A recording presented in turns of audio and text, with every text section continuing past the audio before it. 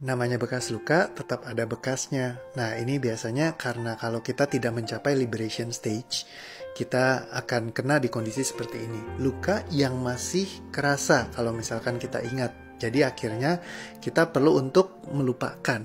Nah, melupakan ini adalah proses mungkin secara sadar untuk menekan beban emosinya atau just melupakan, dibiarkan saja.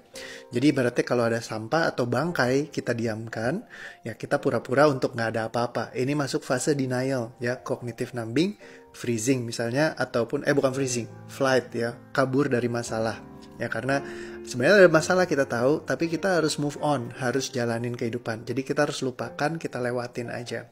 Dan kalau mengampuni dari dalam hati kita masih belum selaras gitu ya, kita masih merasa kayak nih orang melukai banget sih, perlakuannya nggak baik ke kita, terus kita harus mengampuni dalam keharusan, tanda kutip yang kita udah sering bahas ya, masuk ke dalam kondisi kognitif numbing ya. Jadi di saat secara kognitif meyakini bahwa saya sudah mengampuni, padahal dalam hati itu enggak.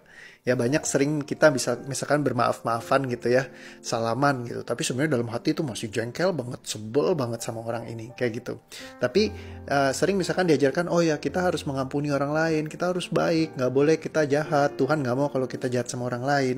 Nah terus kita menggunakan itu sebagai menerima keadaan ini, yang sebenarnya dalam hati kita tuh sebenarnya banyak penolakannya, tidak suka, tidak senang, tidak mau. Nah inilah fase cognitive numbing. Jadi akhirnya nggak selesai, nggak tuntas, sehingga akhirnya bekas lukanya tetap ada.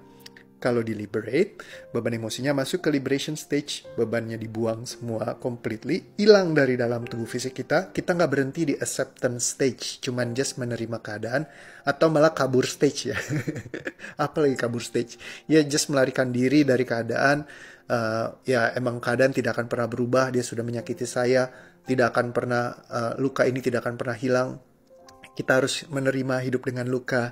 Nah, ini adalah kondisi di mana kita berhenti di acceptance, ya, acceptance stage, tapi kita nggak masuk ke liberation stage. Nah, jadi kalau pengen benar-benar terbebas, kita harus ngerti caranya. Strateginya apa buat pindah ke liberation stage? Nah, coba dibelajarin ya, gimana caranya untuk masuk ke sana. Ada penjelasannya, saya sudah pin di playlistnya.